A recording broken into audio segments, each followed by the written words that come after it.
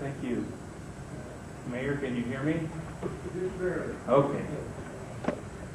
My wife and I arrived in Lehi December 17th, 1989. It was pretty and of course we hadn't ever thought we would ever live in Lehi, coming from a larger community out of state.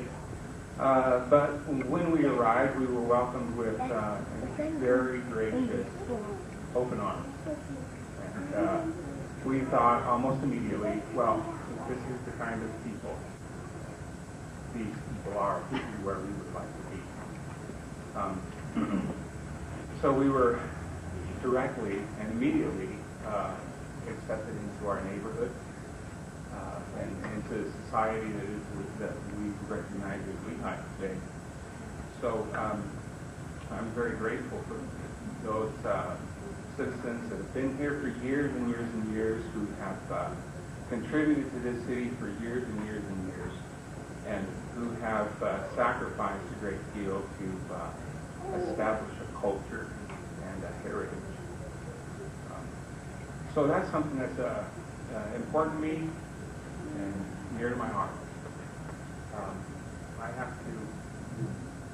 have to say that a great deal of what we might do today has its roots, in other words, what the council may do today has its roots in what other council members have done in the past and what other mayors have done in the past. I think there will be a day when a council and a mayor will stand in front of a grand audience and take applause and credit for a great roadway, a wonderful boulevard, excellent downtown district, or great commercial growth that is bringing in success and where people love to come. But it will be not necessarily what that current council has done, but what has happened in the past by those who were diligent servants of the city. I just hope to continue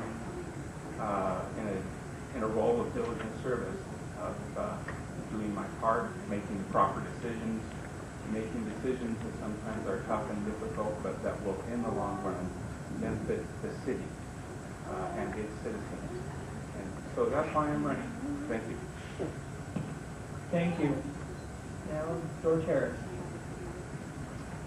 Last but not least, it sounds like all the candidates have similar views in terms of we like Lehi, we love Lehi, we desire to do what we can to help improve the city, to make it an even better place, that we all think it's a great place. So the question is, how do you distinguish? How do you decide who you're going to vote for when the candidates all seem to be saying the same thing? What set them apart?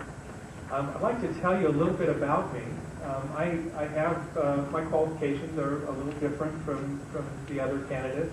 We each have our own unique qualifications, and I'd like to let you know a little bit more about me. I graduated from BYU. I majored in economics.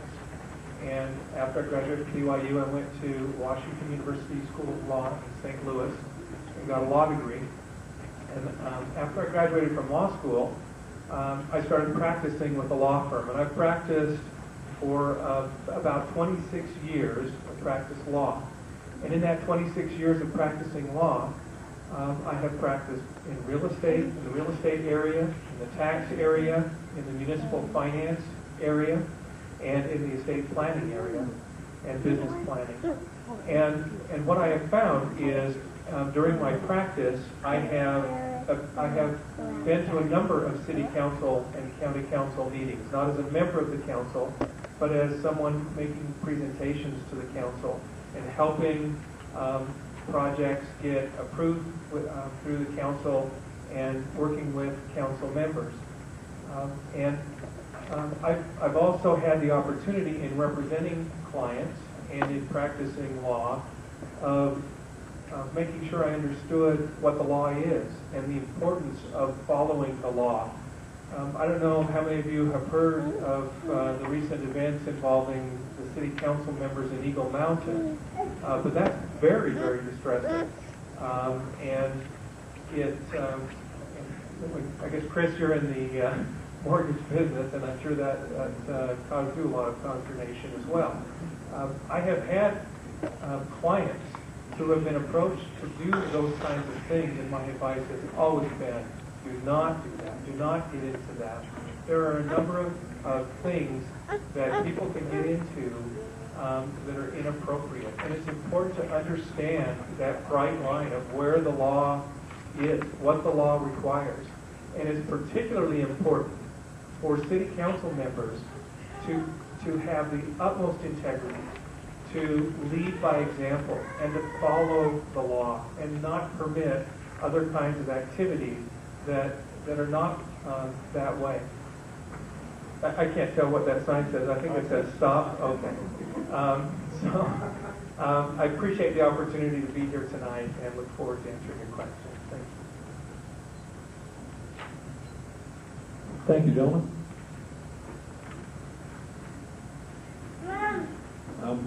Just to address that, yes, consternation, yes, surprise now. Nothing surprises me out there at Eagle Mountain anymore.